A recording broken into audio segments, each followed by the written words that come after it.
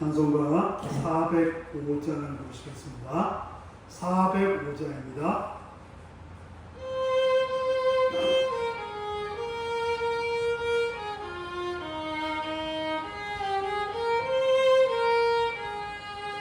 주의 친절한 팔에 안기세 우리만 평안하리니 항상 기쁘고 복이 되기를 영원하신 팔에 안기세 주의 팔에 그 크신 팔에 안기세 주의 팔에 영원하신 팔에 안기세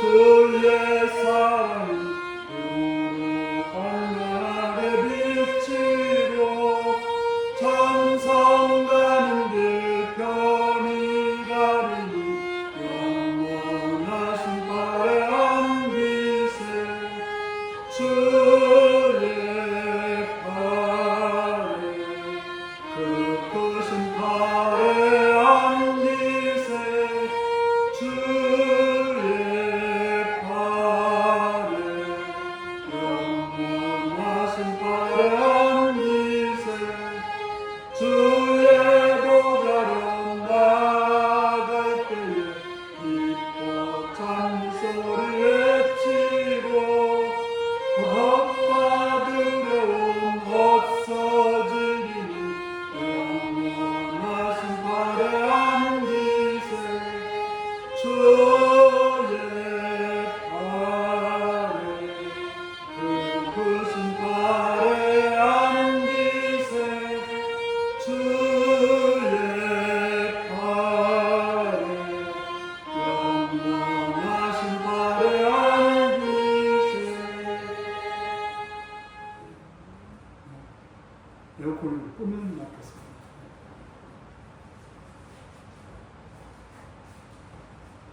(406장입니다)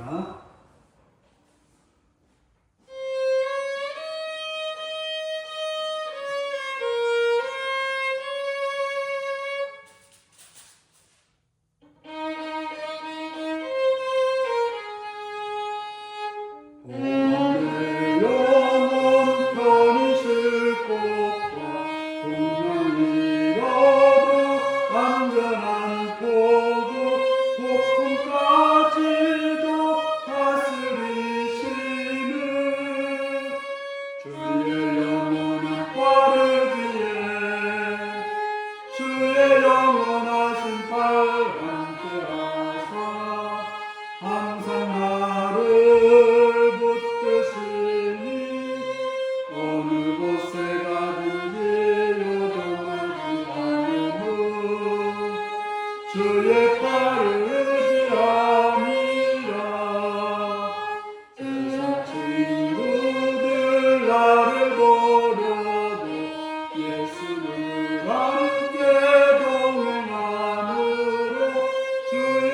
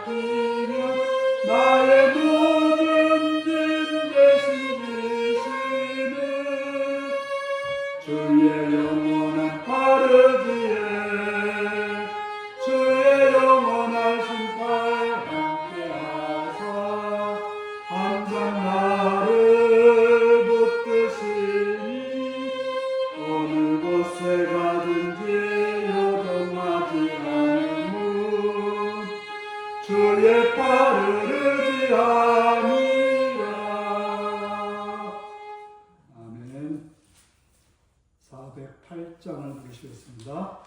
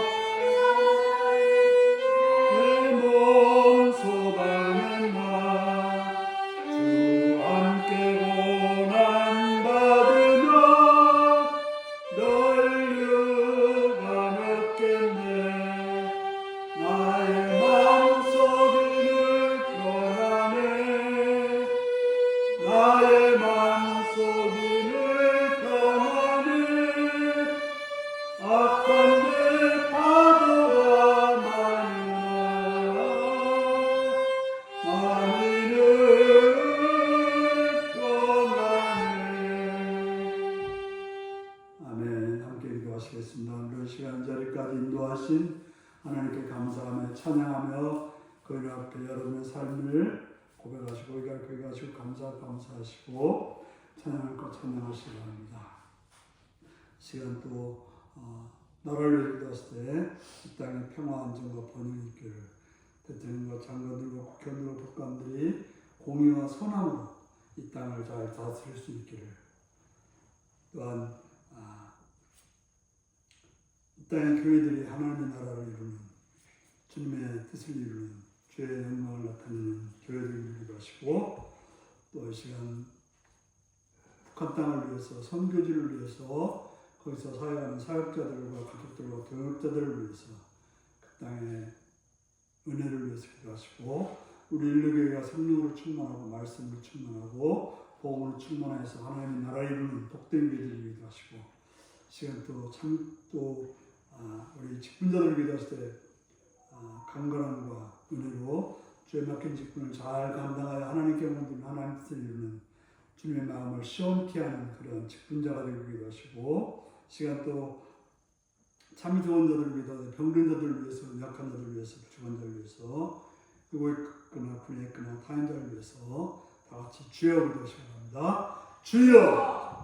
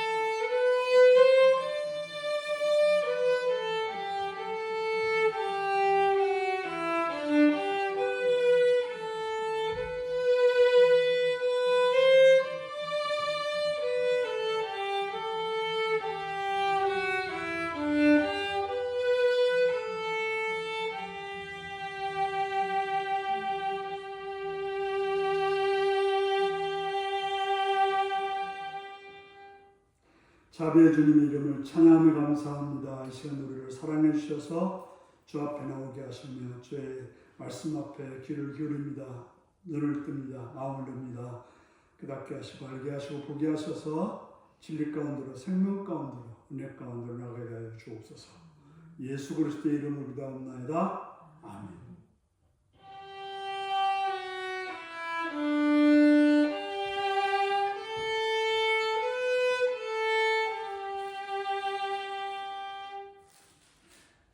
이 시간 우리에게 주시는 말씀은 마태복음 5장 1절에서 12절까지 말씀입니다.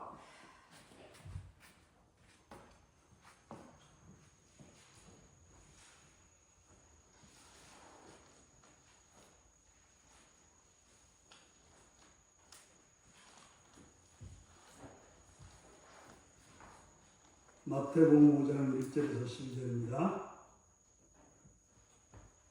교도하시겠습니다. 예수께서 무리를 보시고 산에 올라가 앉으시니 제 아들이 나온지라 입을 열어 가르쳐 이르시되 신령이 가난한 자는 복이 있나니 천국이 그들의 것이며 애통하는 자는 복이 있나니 그들이 위로를 받을 것이며 온유한 자는 복이 있나니 그들이 땅을 기업으로 받을 것이며 의에 줄이고 목마른 자는 복이 있나니 그들이 배부를 것이며 긍휼을 입은 자는 복이 있나니 그들이 긍휼을 힘을 받을 것이며 마음이 청결한 자는 복이 있나니 그들이 하나님이 볼 것이요 화평케 하는 자는 복이 있나니 그들이 하나님의 아들이라 일컬음을 받을 것이며 의를 위하여 박해를 받는 자는 복이 있나니 천국이 그들의 것이니라. 나로 말미암아 너희를 욕하고 박해하고 거짓으로 너희를 거슬러 모든 악한 말을 할 때 너희에게 복이 있나니 기뻐하고 즐거워하라. 하늘에서 너희의 상이 큼이라. 너희 전에 있던 선지자들도 이같이 박해를 하였느니라. 아멘. 사랑하고 축복합니다. 예수님을 사랑하시는 분 아멘 하시기 바랍니다. 아멘. 이 시간 말씀 듣고 은혜 받기 원하시는 분 아멘 하시기 바랍니다. 아멘. 9절 말씀을 다시 한번 읽겠습니다. 9절 시작. 화평케 하는 자는 복이 있나니 그들이 하나님의 아들이라 일컬음을 받을 것이며. 오늘은 화평케 하는 자는 복이 있나니 평화를 이루는 자는 복이 있나니 라는 제목으로 말씀을 나누겠습니다. 오늘 말씀 내용이 무엇입니까? 함께 하는 자는 복이 있나니. 어떤 사람이 아파서 의사를 찾아갔습니다. 그랬더니 의사가 진단을 딱 하고는 몇 가지 처방을 적어주었습니다. 그 사람은 의사에 대한 믿음이 대단했습니다. 그래서 집에 돌아와서 그의 기도실에 아름다운 의사의 사진을 걸어 놓았습니다. 그리고 그 사진을 향하여 존경하는 마음으로 3번 절하고 꽃과 향을 바칩니다. 그리고 앉아서 기도합니다. 의사가 적어준 처방을 꺼내서 매우 경건하게 아침에 2알, 오후에 2알, 저녁에 2알 암송하기 시작합니다. 온종일 아니 일생 동안 내내 그는 의사에 대한 믿음이 대단하기 때문에 의사의 처방을 암송합니다. 어떤 결과가 일어났을까요? 무슨 일이 벌어졌을까요? 병이 나았을까요? 안 나았을까요? 나았어요? 의사의 처방만 잊고 막 했는데 병이 나았어요? 와, 훌륭하네요. 예.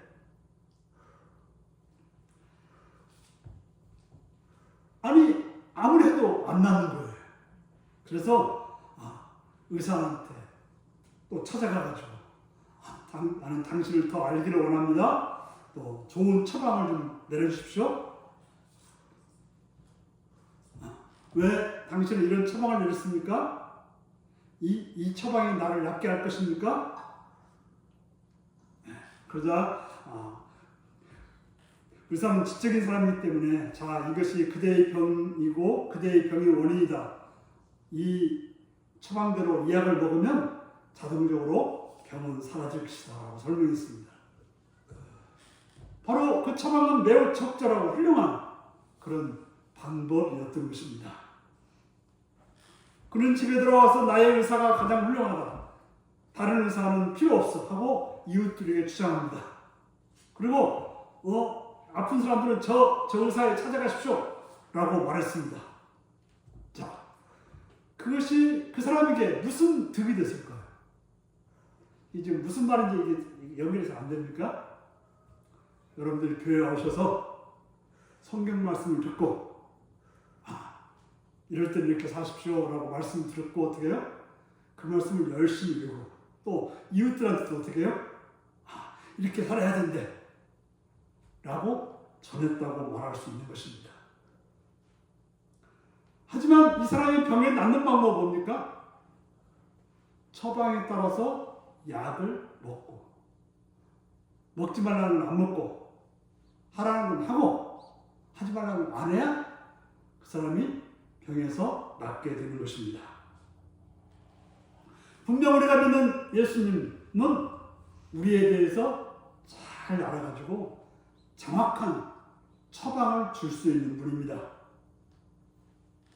그분이 주는 처방은 우리의 삶을 해결해 줄 수 있는 그런 말씀입니다. 우리는 그분에 대해서 다른 사람들에게 우리 예수님이 최고야, 우리 예수님께만 가면 문제가 다 해결돼, 이 말과 나오고는 상관없다. 중요한 것은 내가 그 말씀을 가지고 살아낼 때 진정 그 효과가 있다는 것이죠. 아무리 예수님이 훌륭하고 착하고 멋있고 아름답고 말한다고 해서 별로 달라질 것은 없습니다. 제가 이제 러시아에 갔더니 러시아 정교회가 있어요.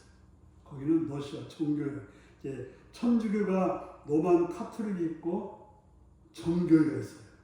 러시아 쪽은 정교회인데, 정교회는 우리처럼 이렇게 예배 드리는 시간이 별로 없고 뭘 하냐면 어떤 그 상 앞에 가서 기도하는, 그것이 주로예요. 그래서 보통 이제 아픈 사람은 어떤 성자가 뭐 병을 낫게 했다 하면, 만약에 베드로가 병을 낫게 하는 성자다 그러면 그 베드로 상 앞에 가서 초를 한 1,000원짜리든지, 이제 거기 보니까 쉽게 말해서 1,000원짜리 있고 5,000원짜리 있고 10,000원짜리가 있어, 초가. 그러니까 1,000원짜리는 좀 얍습하고 5,000원짜리 좀 크고, 거기에 따라서 이제 사다가 꽂는 거예요. 보니까 이만큼 사가지고 이상 딱 돌아다니면서 하더라고요. 그 중에서 마리아가 최고 인기예요. 그 마리아상 막 줄 쭉 써 있고, 그 다음에 이제 2등이 예수님 정도 되는 것 같아요.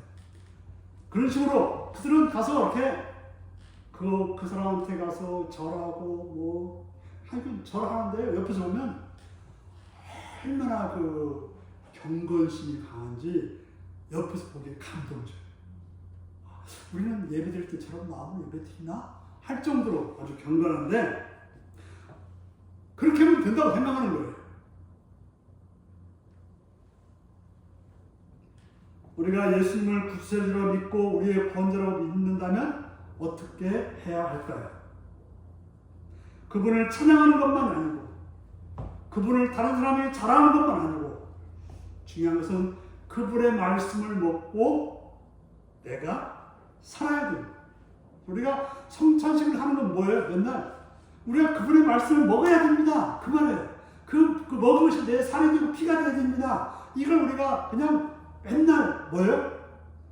실제 해보는 거예요. 왜냐하면 그것만이, 여러분들 계속 제가 똑같은 멘트를 하죠. 이것이 여러분들에게 힘이 되고 영생의 길이 된다는 말을 계속 말해주지 않습니까? 왜요?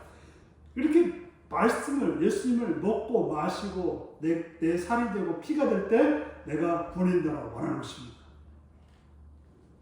우리는 산상수훈 7번째 주로 말씀을 나누고 있습니다. 여러분, 우리가 산상수훈을 들으면서 어떤 느낌입니까? 정말 멋진 말씀, 그리고 정확하고 실제적인 말씀인 것입니다. 그때 우리는 그래, 정말 좋은 말씀이야. 오늘 정말 멋진 말씀 들었어. 이걸로 끝날까요? 이걸로 됩니까? 노벨 평화상이라는 것이 있습니다. 우리나라 김대중 대통령이 노벨 평화상을 받았는데요. 평화를 위해서 노력하는 많은 사람들에게 상을 줍니다. 그런데 평화상을 받은 사람은 많은데도 아직도 이 땅에는 또 세계적으로는 전쟁이 있어서 전쟁에서 많은 사람들이 죽고 있습니다. 국제연맹이니 국제연합이 하는 기구를 만들어서 평화를 위해서 힘쓰고 있다고 합니다. 열심히 노력합니다. 하지만 계속해서 우리는 지금 우크라이나나 이스라엘에서는 전쟁이 이어지고 있는 것입니다. 왜 이런 일이 일어날까요? 정치가 없어서 그렇습니까? 경제가 없어서 그렇습니까? 문제는 그들이 말씀을 실천하지 않는데 문제가 있는 것입니다. 바로 그저 알고는 있지만 그 말씀을 따라서 행하지 않는, 다 러시아도 하나님 믿는 나라고, 우크라이나 하나님 믿는 나라고, 이스라엘 하나님 믿는 나라고, 또 이렇게 그죠? 팔레스타인 하나님 믿는 나라. 물론 아랍이라고 하면 다들 하나님 믿는다고 말하고 있어요.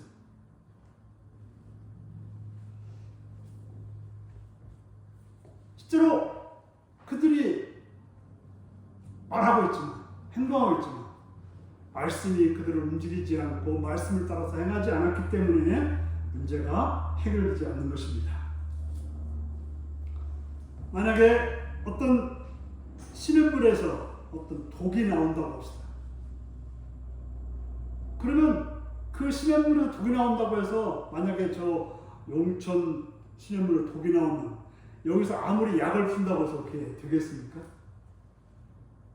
문제는 뭐예요?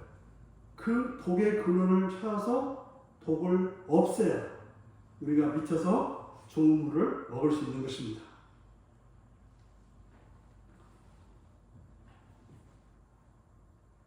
우리가 진정한 평화를 이루길 원한다면 그저 세상적인 노력만 가지고는 되지 않는다는 것이죠.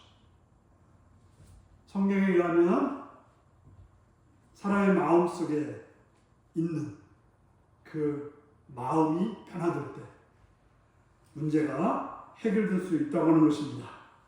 우리 속에 악한 생각, 살인, 시기, 질투, 악의가 있는 한 평화는 있을 수 없습니다. 평화를 위한 훌륭한 죄악들을 체결합니다. 전쟁을 종식시킬 처럼 말들을 합니다. 하지만 그들에게서 이익에서 벗어나면 곧바로 전쟁이 시작되고 죄악은 깨지고 마는 것입니다. 죄악이 평화를 이루는 것이 아니라 우리 마음에 진정한 평화를 위한 그런 마음의 태도가 있어야 되는 것입니다. 오늘 본문을 이런 관점을 가지고 살펴봐야 되는 것입니다.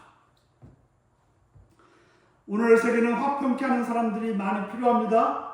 우리가 모두 화평케 하는 사람이라면 화평은 자동적으로 일어나고 화평이 이루어지지 않을 것에 대한 걱정을 할 필요도 없을 것입니다. 자, 그러면 화평케 하는 사람은 어떤 사람이겠습니까? 계속 나누지만 본래 그렇게 타고난 사람이 없습니다. 우리 생각에 이 사람은 원래 이렇게 화평케 하는 사람이야 라고 말합니다만 그런 사람 없다는 거예요. 어떤 이생을 치르고라도 화평케 하는 그런 사람 없어요. 되게 평화주의자라는 사람들이 있어요. 애니어그램 거기 9번이 평화주의자인데요. 왜 평화주의자인 줄 아세요? 그 사람들은 그게 뭐가 싸우면 자기가 너무 불편하니까 누군가 먼저 싸우고 있으면 자기가 못 견디니까 자꾸 평화주의자로 하는 거예요. 자기가 못 견뎌서 하는 거지 자기가 정말 평화를 원해서가 아니라는 거죠. 어떤 사람들은 그죠? 아니하면 어떤 일생을 치르더라도 화평케 하는 사람도 있어요. 그들에게는 공정 상관없고 그죠? 평화만 되면 돼. 정의 필요 없고 평화만 되면 돼 라고 말하는 사람도 있습니다. 뭐 팍스 로마라는 말 있지 않습니까? 로마가 힘으로 다 제압해버리니까 세상에 전쟁이 사라져버렸어요. 지금도 만약에 미국이 막강하면요 전쟁 끝나요. 근데 어떻게 해요? 미국이 지금 소련이나 이런 데 막 해보면 하니까 자꾸 싸움이 일어나는 거예요.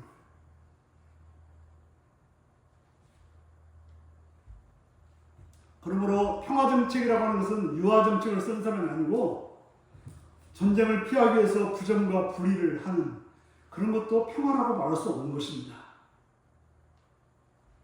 전쟁을 피한다고 해서 평화가 이루어지는 것이 아닙니다. 전쟁의 위패가 문제를 해결하지 못합니다. 그러면 화평케 하는 사람은 어떤 사람입니까?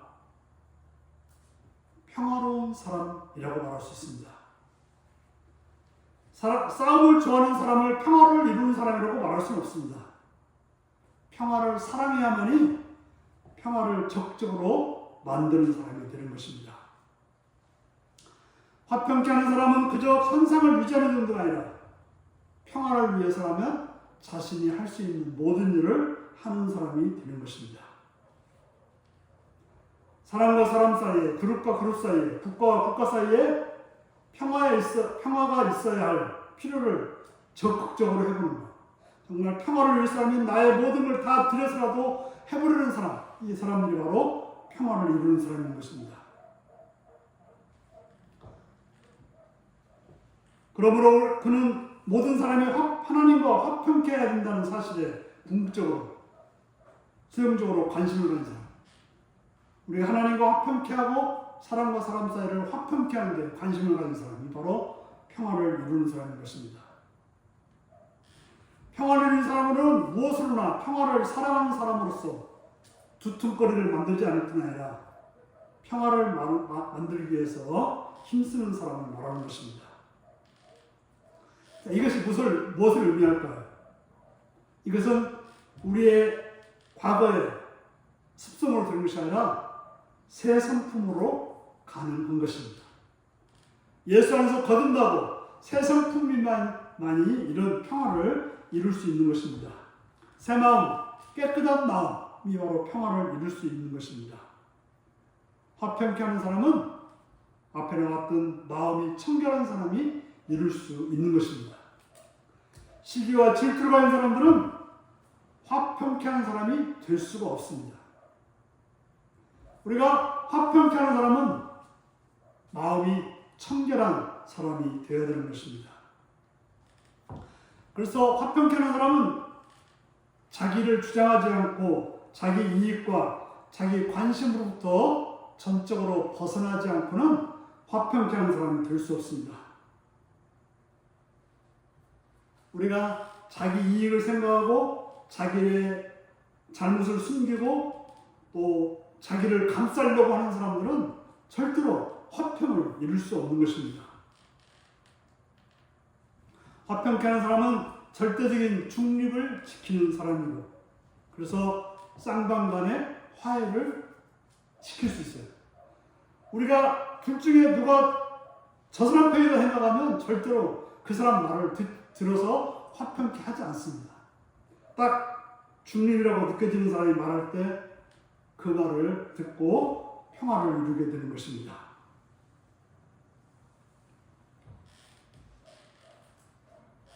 그렇기 때문에 화평케 하는 사람은 자기에게 무슨 이익이 올까 이렇게 생각하는 사람이 아니라는 것이죠.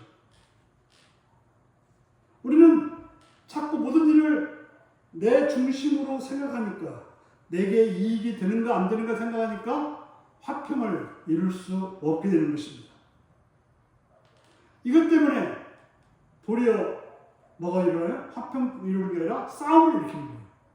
편을 가르게 되는 것입니다.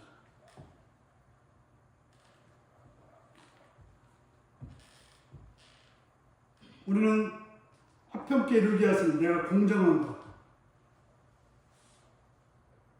늘 생각해야 되는 것입니다. 항상 싸움과 분쟁을 이끄는 것은 바로 내 이익, 나만을 생각하기 때문에 이런 사람들은 화평케 하는 자의 자격이 없는 것입니다. 그러므로 화평케 하는 사람은 어떤 사람이 되어야 되겠습니까? 먼저 첫 번째로 자기 자신에 대해서 새로운 생각을 가지고 있어야 되는 것입니다. 나는 비열한 존재임을 깨닫고 누구죠? 마음이 가난한 사람이죠. 그래서 아무것도 받을 자격이 없는 자로 생각해야 되는 거죠. 뭔가 주장할 게 없는 자로 생각해야 되는 거죠. 그래서 어떤 권리나 특권을 받을 가치도 없으며 그럴 만한 주제도 못 된다고 생각하는 사람인 것입니다. 여러분이 마음이 가난한 자였고 애통한 자였고 오해 줄이고 목마른 자였다면 자신이 어떤 요구나 권리를 주장하지 않았을 것입니다. 그 사람은 내가 어떻게 되든지 생각하지 않는 사람입니다. 다시 말해서 자신에 대해서 잃어버린 사람이라고 하는 것입니다. 내가 기독교인인가 아닌가를 시험할 수 있는 방법은 내 자신을 미워하는가 아닌가에 달려 있습니다. 내 자신을 드러내려고 높이려는 사람은 기독교인이라고 말할 수 없는 거죠. 교회 다니는 사람이 될지 몰라도 그리스도인은 못 되는 것입니다. 우리 주님은 자기 생명을 사랑하는 자는 자신의 생명을 잃어버린다라고 말씀했습니다. 나를 사랑하는 자는 나의 생명을 잃어버린다고 말했습니다. 생명을 잃어버린 자가 주님을 따를 수 없고 그리스도인이 될 수 없는 것입니다. 그래서 바울과 같이 나는 얼마나 비참한 인간인가를 여기는 사람, 이렇게 생각하지 않는 사람은 평화를 이룰 수 없어요. 나를 주장하고 나를 내세우는 사람이 평화를 이룰 수 없다는 것입니다. 두 번째로 다른 사람에 대해서도 나에 대해 새로운 마음을 가질 뿐 아니라 다른 사람에 대해서 새로운 마음을 가져야 되는 것입니다. 기독교인은 그 속에 두 사람, 옛사람과 새사람을 갖고 있습니다. 우리는 예수 믿기 전에 옛사람을 미워하고 그 옛사람이 나올 때마다 어떻게 해요? 넌 가만히 있어. 넌 움직이면 안 돼. 라고 말리는 사람으로 예수 믿는 사람이 있습니다. 기독교인은 새 생활관을 가집니다. 또 다른 사람에 대해서도 새 견해를 가지는 것입니다. 그는 다른 사람에게 관심을 가집니다. 그는 그들을 객관적으로 보면 성경적인 가르침을 비추어 그들을 보려고 하는 것이죠. 내 눈으로 보는 게 아니라 성경에서 그들을 어떻게 보는가. 화평케 하는 자는 다른 사람이 공격적이며 까다로울 때 그들에 대해서 말을 하지 않는 사람입니다. 내 관점에서 저 사람 나빠 이렇게 말하는 게 아니고 왜 저렇게 하는가 이렇게 말하지 않는다는 것이죠. 우리는 그들을 보면서 저 사람이 지금 몰라서 예수님처럼 어떻게 해요? 몰라서 지금 저렇게 하고 있다. 지금 사탄의 역사가 통해서 사탄의 꼬임을 받아서 저 사람이 이렇게 넘어져서 행동하고 있다. 지금 지옥으로 향하는 행동을 하고 있다. 그들을 보면서 불쌍히 여기는, 긍휼히 여기는 그런 마음을 가져야 되는 것입니다. 그렇지 않고 저 사람을 정죄하고 나쁘다 하면 어떻게 그 사람을 우리가 화평케 할 수 있겠습니까? 어떻게 그 사람을 우리가 좋은 마음을 가지고 말할 수 있겠습니까? 하지만 예수님처럼 그들을 향해서 불쌍히 여기는 마음, 긍휼히 여기는 마음을 가질 때 우리는 그들을 향해서 화평케 하는 자로 살 수가 있는 것입니다. 세 번째로 화평케 하는 자는 전적으로 새로운 세계관을 가지고 있어야 되는 것입니다. 화평케 하는 자는 오직 한 가지 관심만을 가져야 됩니다.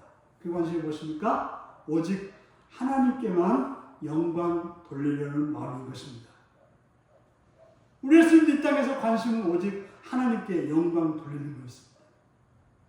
분명히 하나님의 아들로서 자기가 영광 받을 수 있음에도 불구하고 모든 것을 하나님께 영광 돌렸어요. 자기에게 영광 돌리려면 십자가 지는 게 아니라 왕으로서 막 사람들을 다스렸어야 되는데 그런 십자가를 통해서 하나님께 영광 돌리기를 원하셨던 것입니다. 바로 화평케 하는 자는 오직 하나님께만 영광 돌리겠다는 그런 마음을 가진 사람들인 것입니다.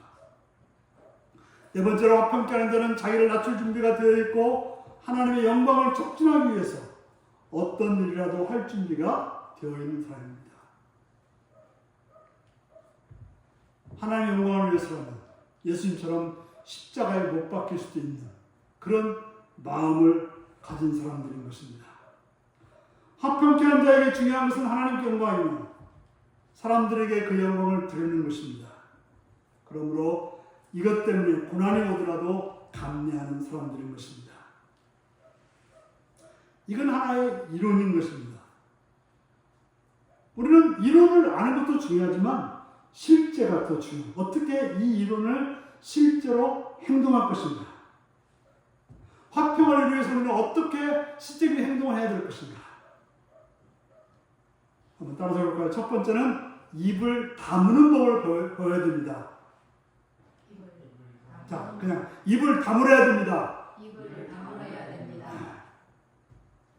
우리가 입만 다물고 있으면 불화가 훨씬 적어질 것입니다. 그래서 야고보는 뭐라고 했어요? 듣기는 속히 하고 말하기는 더디하라. 예. 사람들 말을 그래서 귀가 두 개 있고 말은 하나 있다고 하잖아요. 입은 왜? 듣는데 많은 시간을 써야 되고 말하는데 그런데 어떤 사람은 듣지는 않고 오직 말만 하는 사람이 있어요.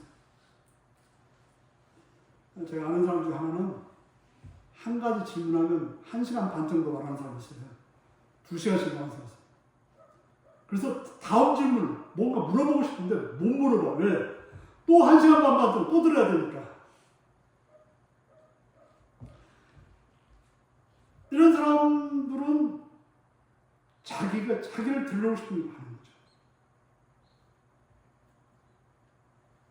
바로 화평케 하는 자가 되는 최선의 방법은 말하지 않는 법을 배우는 거예요. 예를 들어 말을 전해 들었을 때 대꾸하고 싶고 뭔가 가르치고 싶고 뭔가 책망하고 싶을 때 그때 입을 다무는 법을 배워야 되는 것입니다. 누군가 만약에 이제 변해서 동네에 나갔더니 누군가 앞에 있는 우리 만약 구민센터에서 이렇게 말했다고 들었다고 합시다. 그때 그 말을 그대로 옮기면 무슨 일이 벌어져요? 평안이 깨진 거죠. 그 평안이 깨진 거예요. 입을 닫는 법을 배우라는 거죠. 우리의 혀와 입술을 억제해야 됩니다. 화평케 하는 자는 말을 하지 않는 사람입니다. 화평케 하는 자는 하고 싶은 충동을 느끼지만 화평을 위해서 말을 하지 않는 사람입니다. 세상 사람들은 자신의 생각을 표현하겠다는 말을 자주 듣습니다. 하지만 기독교인들은 이러한 말을 따라서 말하면 안 되는 것입니다. 자신의 생각을 말해서 자꾸 토론하는 것은 좋지 않습니다. 물론 뭐 어떤 토론자에나 뭐 해야 되겠지만은 관계 속에 하는 말입니다. 관계 속에서 평안을 이루는 첫걸음은 말을 하지 않는 것. 말을 영 할 수 없다면 좀 적게 하는 것, 최소한도로 하는 것, 이게 바로 필요한 것이고요. 두 번째로는 어떤 상황을 봤을 때 항상 복음의 빛에 비춰봐야 되는 것입니다. 따라서 볼까요? 어떤 상황을 보든지 항상 복음의 빛에 비춰봐야 된다. 복음의 빛에 비춰봐야 된다. 뭘 보든지 복음, 다시 말씀에서 이것을 어떻게 볼까를 봐야 되는 것이죠. 우리가 어떤 분쟁 상황을 보면 거기다 우리가 간섭하고 싶고 뭔가 좀 덧붙이고 싶은데 그러지 않아야 될 뿐 아니라 그 상황을 봐서 우리가 이 복음의 문맥에서, 말씀에서 어떻게 봐야 되는지를 봐야 되는 것이죠.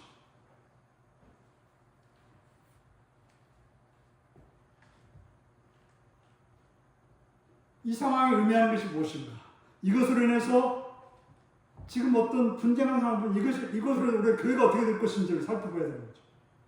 주님이 어떻게 볼 것인지, 주님이 어떻게 하나할 것인지를 살펴봐야 되는 거죠. 그래서 이제 좀 까먹었습니다만, 그리스도인은 예수라면 어떻게 할까? 그런 책도 있지 않습니까? 바로 그 상황을 복음 안에서 보는 것이죠.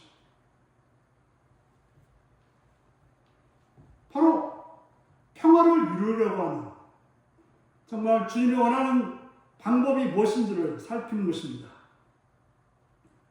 그래서 원수가 주님을 어떻게 해요? 한 대 더 때려서 쫓아내는 것이 아니라 먹이라고 해요. 복음에서는 먹을 걸 주라고 말하고 있는 것입니다.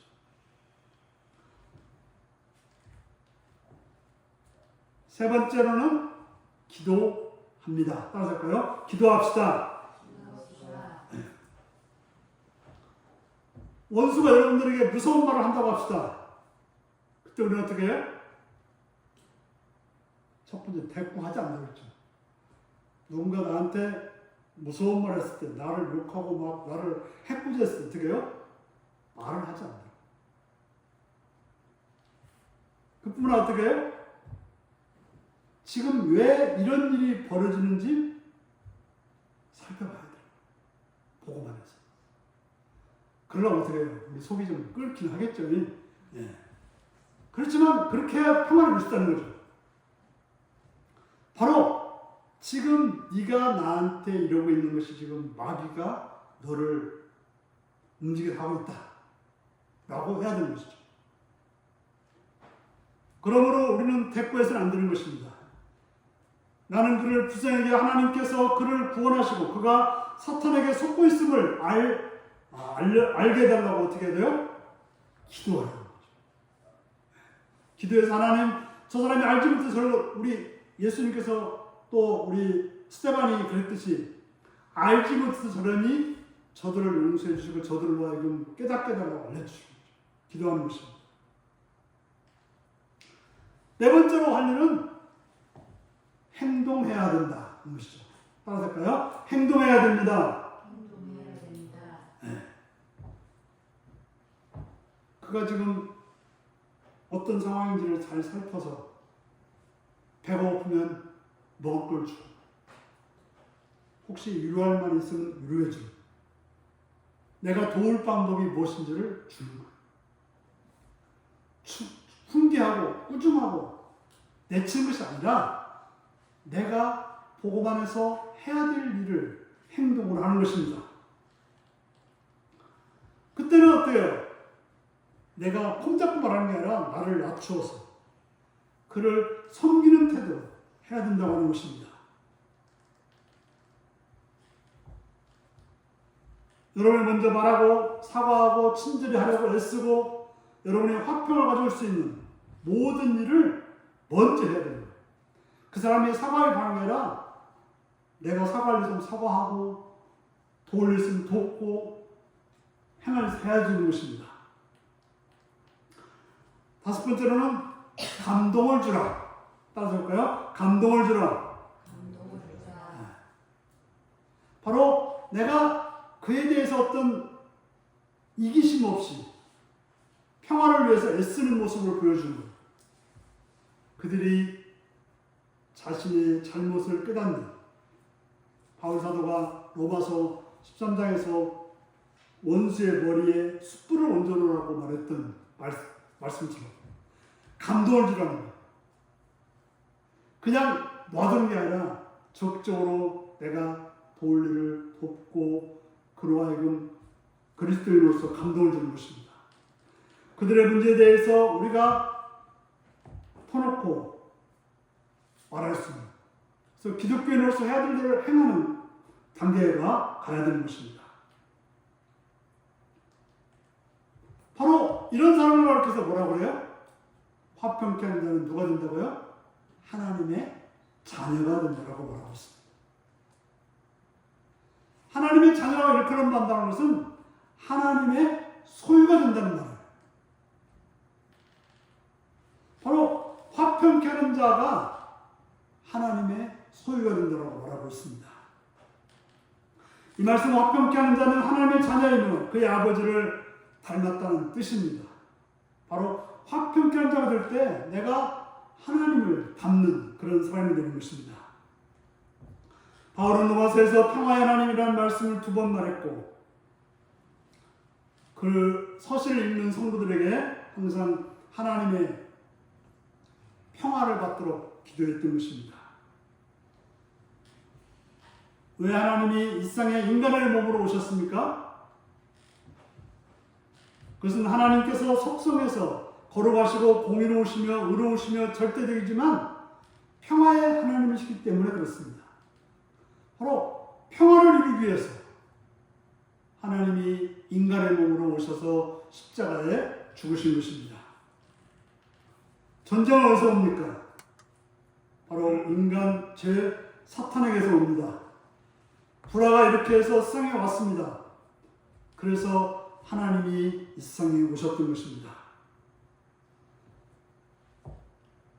이 땅에 오신 예수님은 위험을 지키거나 점장을 빼신 분이 아니라 화평을 이루기 위해서 아기 몸으로 오셔서 이 땅에서 삶을 사시다가 우리에게 말씀을 전해주시고 하나님을 보여주시고 십자가에서 우리의 죄를 대신해서 죽고 부활 승천하신 것입니다. 바로 그분은 먼저 우리에게 그렇게 해주셨습니다. 우리가 죄인에서 불구하고 하나님과 원수에서 불구하고 그릇들 양같이 행했음을 불구하고 자기를 낮추셔서 그렇게 행하신 것입니다. 화평케 하는 사람들이 하나님의 자녀된 모습이 이러해야 되는 것입니다. 바로 예수님이 우리에게 오셔서 그랬듯이 우리도 예수님을 따라서 화평케 하는 자로 예수님처럼 행해야 되는 것입니다. 만일 하나님이 자기와 권리와 체면을 세웠다면 온 인류를 베풀었을까요? 감히 나를 향해 죄를 져? 다 끝장나는 거예요. 그게 아니라 자기를 낮추어서 우리를 위해서 자기를 다 내어줌으로 우리와 화평케 하셨던 것입니다. 이미 그분은 평강의 왕이었음을 불구하고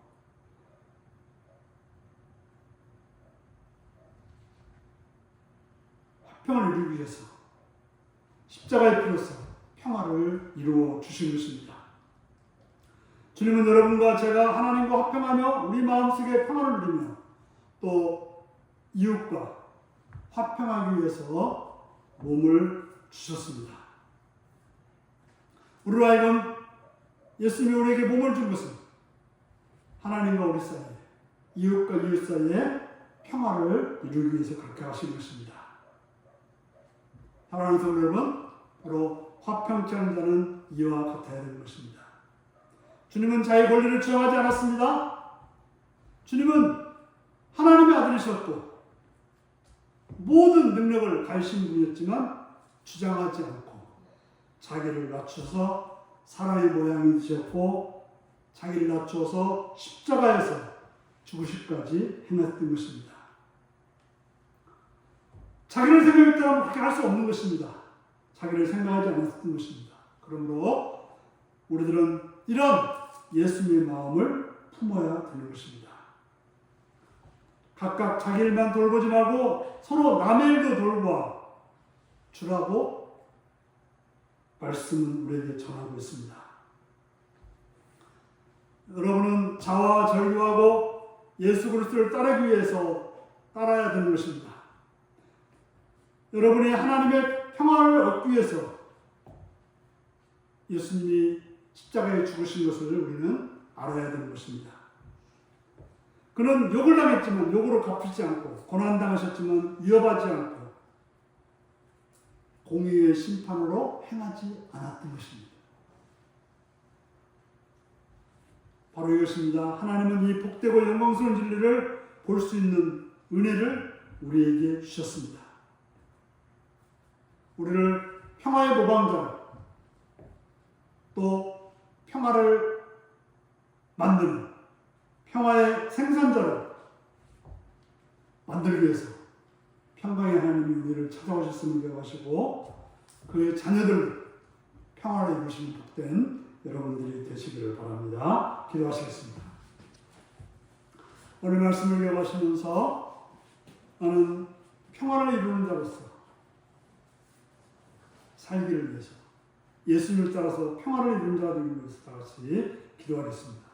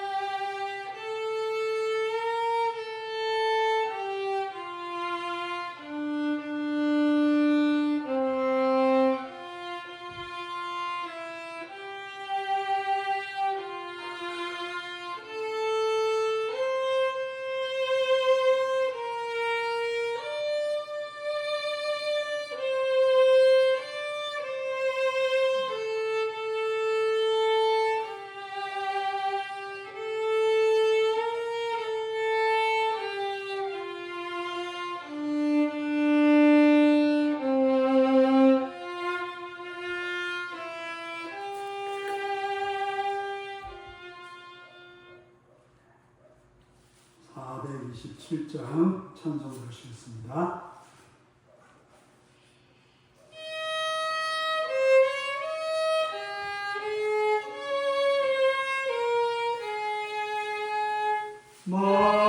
만나는 사람 복이 있나니 천국이 그들의 것이요 늘 애통하는 복이 있나니 그들이 위로를 받으리라. 온유한 사람은 복이 있나니 그 땅의 기업이 될 것이요 사모하는 복이 있나니 그들이 배부를 것이로다. 긍휼히 여기면 복이 있나니 긍휼히 여김을 받으리라.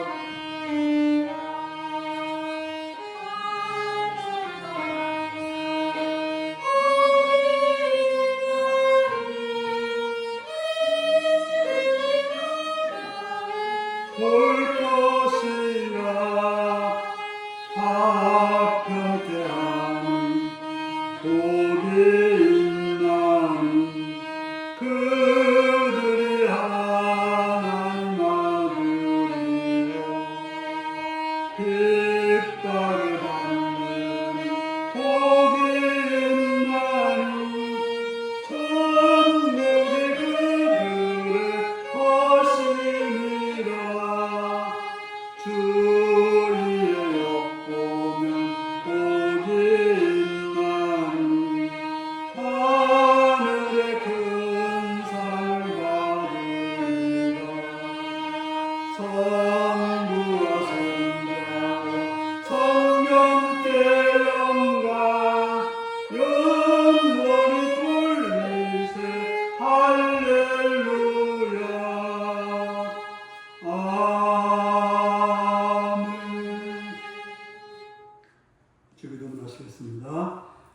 계신 우리 아버지, 아버지의 이름을 거룩하게 하시며 아버지의 나라가 오게 하시며 아버지의 뜻이 하늘서와 같이 땅에서도 이루어지게 하소서.